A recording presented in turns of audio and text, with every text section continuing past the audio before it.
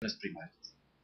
Usted me comentaba antes que a pesar de la nueva fase política que hay alrededor de los países andinos, con respecto a los países del ALBA, todavía sigue la reprimarización modernizada. Pero ¿en qué forma cambió? Sí, y se agudizaron algunas cosas. Es mucho más grave que en otras épocas. Hay una mayor presión. Lo interesante y lo preocupante es que quienes están al frente de estos gobiernos, por ejemplo en Venezuela, sobre todo en Bolivia, son personas que cuestionaron ese modelo de acumulación orientado al mercado mundial en tanto productores de materias primas, que cuestionaron las políticas que generaban enclaves, que cuestionaron todo este esquema que daba paso a una sumisión a las demandas del capital internacional. Hay cambios, sin duda alguna, importantes. Un primer cambio que hay que rescatar es el hecho de que hay una mayor presencia del Estado en el control de las actividades primario exportadoras, sea petróleo o minería, o en algunos casos con productos agrícolas. Hay una mayor participación del Estado en la renta minera o petrolera, lo cual es positivo. Hay una mayor participación del Estado con sus propias empresas, ya no son solo las empresas transnacionales, y hace algún esfuerzo con diversos grados de eficiencia y de resultados concretos en estos países, Venezuela, Ecuador y Bolivia. Pero en la práctica, ¿qué es lo que estamos viendo? No se cuestiona el modelo primario exportador, se sigue manteniendo una inserción sumisa en el mercado internacional, las empresas petroleras estatales funcionan como las empresas transnacionales, no respetan a las comunidades, no respetan al medio ambiente, tienen prácticas empresariales transnacionales como índice de referencia y no otras prácticas que deberían demostrar que son otro tipo de empresas y que es otra modalidad. Luego, ¿cuál es uno de los temas reales? Efectivamente, el Estado comienza a participar de mayor medida de la renta petrolera o de la renta minera, lo cual es muy bueno. Pero ¿para qué se destinan esos recursos? Para sostener políticas sociales clientelares, políticas sociales donde no hay una activa participación de la sociedad en tanto actores de desarrollo.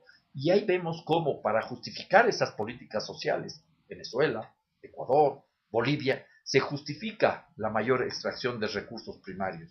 Y hay muy pocos esfuerzos, muy pocos esfuerzos en estos países para industrializar esos productos primarios y menos aún para tratar de ir cambiando la matriz extractivista.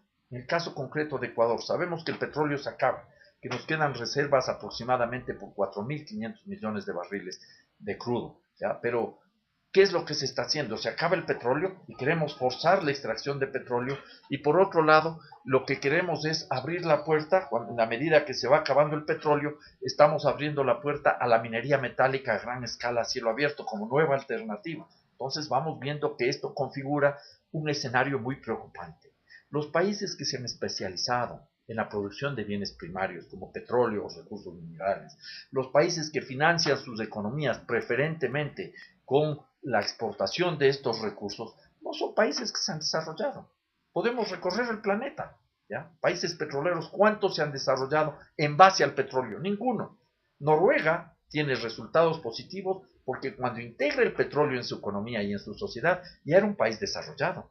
Tenía una estructura democrática sólida, tenía una sociedad con muy pocas inequidades comparado con América Latina y tenía un aparato productivo interno bastante importante sobre el cual está construyendo el petróleo. Mientras tanto, los otros países productores de petróleo tienen economías que viven de la renta de la naturaleza, son economías rentistas, tienen sociedades caracterizadas por prácticas clientelares, hay una lógica de control de la sociedad en base a los ingentes recursos provenientes de las exportaciones de petróleo y muchas veces o casi siempre todos estos países tienen gobiernos autoritarios con diversos grados de autoritarismo, dictaduras monárquicas como la que existe en Arabia Saudita o gobiernos autoritarios como los que existen en América Latina.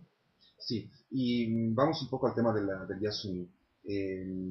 Con respecto a los acuerdos sobre los cambios climáticos, ¿no? Estamos en la dicha fase post-Kyoto. Estamos entre COP15 y COP16 de Cancún. Y se puede insertar adentro el marco del mercado, ¿cómo se puede insertar el mercado de carbono adentro de los procesos de la reclimatización modernizada? Si hay una relación. Por supuesto que hay una relación. En los últimos años, en las últimas décadas, se han aumentado los mecanismos para enfrentar la relación cada vez más conflictiva entre la actividad de los seres humanos en el marco del capitalismo con la naturaleza y lo que se está haciendo es cada vez más una mercantilización de las relaciones de estas actividades con la naturaleza. La lógica del mercado de carbono es simplemente tratar de darle un valor al servicio ambiental y a partir de eso tratar de encontrar respuestas. Sabemos muy bien cómo fluctúan los precios en los famosos mercados de carbono. Revise usted el mercado de carbono de Leipzig, por ejemplo, donde las fluctuaciones son muy grandes y no dan señales claras. El mercado como elemento referencial de la relación del ser humano con la naturaleza, yo creo que de entrada ya es un camino equivocado. Nos plantea una solución que no es solución, porque no se puede tener esa lógica especulativa para tratar de organizar la relación de los seres humanos con la naturaleza. Adicionalmente, yo creo que me parece que por lo pronto el convenio de Kioto ya está enterrado, ya no sirve absolutamente para nada. No tiene ni la capacidad para incorporar, por ejemplo, proyectos que tienen que ver con evitar la emisión de CO2. El convenio de Kioto es para reducir las emisiones de CO2, no para evitar las emisiones de CO2.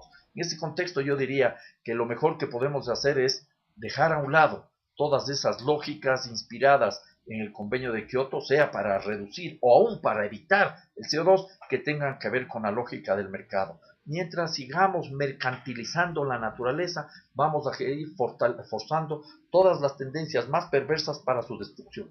¿Y qué va a llevar a la cumbre de COP16 en Cancún, Ecuador, como propuesta? Se habla de un modelo no post-petrolero, el de la famosa iniciativa ITT. ¿Cómo se relaciona Bueno, con...? yo no podría decir qué exactamente va a llevar el gobierno ecuatoriano. Además, como usted sabe, no formo parte del gobierno ecuatoriano, ni voy a ir como delegado del gobierno ecuatoriano, pero entendería que el gobierno ecuatoriano tiene este rato una enorme oportunidad de presentar algo muy concreto, como es la iniciativa Yasuní ITT. Pero es una iniciativa que no tiene que vérsele cerrando las miras de observación, hay que abrir lo que significa. Esta iniciativa Yasuní ITT tiene un enorme potencial. Yo creo que hasta el momento en el gobierno ecuatoriano, con algunas excepciones, quienes la defienden no conocen el potencial que esto tiene. Hay algunos que están viendo, a ver, lo único que requerimos o lo que buscamos es obtener al menos la mitad de los ingresos que se podrían conseguir explotando el petróleo y exportándolo, ¿ya? Entonces se quedan simplemente en una visión crematística.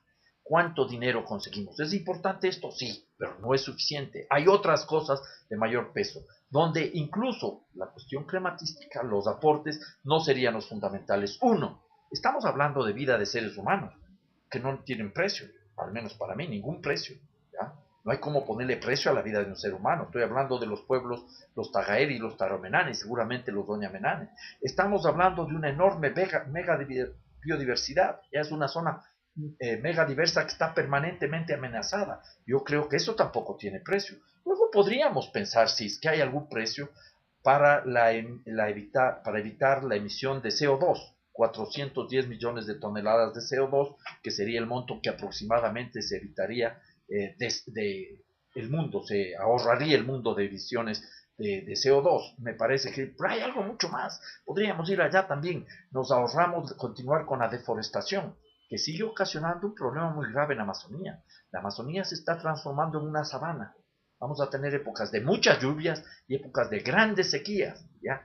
Y eso no va a ser solo un problema para la Amazonía, eso va a ser un problema real para la sierra ecuatoriana y para la costa ecuatoriana. Podemos quedarnos con épocas sin agua en la sierra ecuatoriana, temas de alimentación complicada, temas de generación de electricidad limitada, o sea que hay que ver el contexto, pero más allá de eso, todo eso es importante, pero hay algo más importante todavía. Con esta propuesta, si es que se la plantea bien, no se habla simplemente de una compensación, sino de una contribución internacional a partir del principio de la corresponsabilidad. Los países más ricos, Europa, Japón, los Estados Unidos, los países que más han deteriorado el medio ambiente e históricamente acumulan una enorme deuda ecológica, están llamados, están obligados a contribuir los problemas de mayor manera. Yo no digo que sea una tarea solo de los países ricos, los países como los latinoamericanos o los africanos también son corresponsables. No se puede solo ver los problemas globales cuando los problemas locales son enormes, ¿ya? Entonces, en ese sentido, yo sí creo que ese es el elemento más importante de esta propuesta Yasuní-TT. No solo proteger esa región, esa vida, eso está muy bien, eso es suficiente motivo para movilizarnos, pero hay algo más que eso, cambiar las relaciones internacionales entre los países y con la naturaleza, para ir encontrando respuestas